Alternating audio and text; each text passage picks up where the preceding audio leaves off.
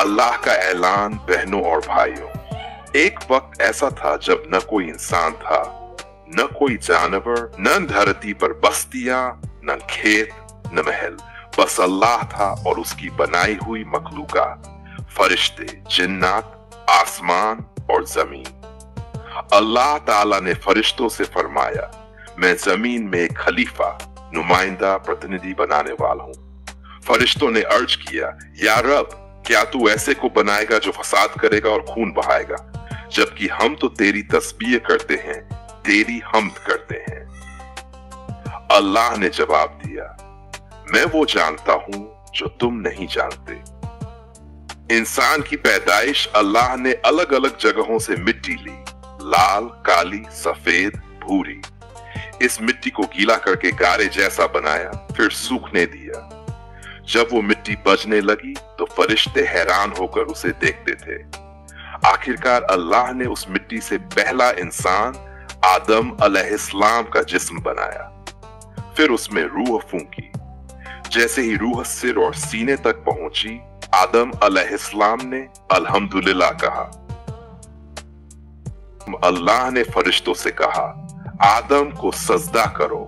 सभी फरिश्तों ने सजदा किया, मगर इब्लीस ने इनकार कर दिया और घमंड में बोला, मैं उससे बेहतर हूं। तूने मुझे आग से बनाया और उसे मिट्टी से। यहीं से शैतान की दुश्मनी इंसान से शुरू हुई। जन्नत की जिंदगी अल्लाह ने आदम अलैहिस्सलाम और उनकी बीवी हव्वा अलैहिस्सलाम को जन्नत में रखा। वहां हर तरह की नेमतें थीं, सिर्फ एक दर्द का फल खाने से मना किया गया।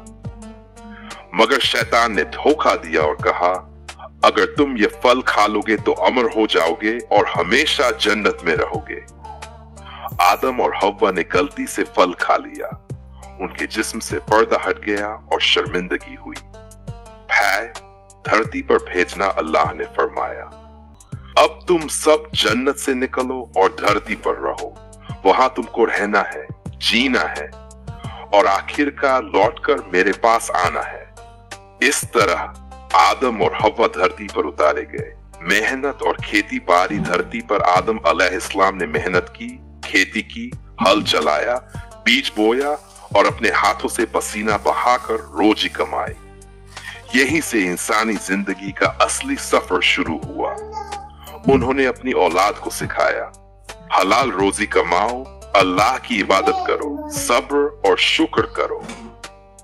उनके दो बेटे थे, हाबील और काबील। दोनों ने अल्लाह की राह में कुर्बानी पेश की। हाबील की कुर्बानी कबूल हुई, काबील की नहीं। हसद ने काबील को अंधा कर दिया और उसने अपने भाई हाबील को कत्ल कर दिया।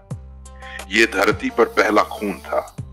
आदम अलैहिस्सलाम बहुत रोए और अपनी औलाद को समझाते रहे,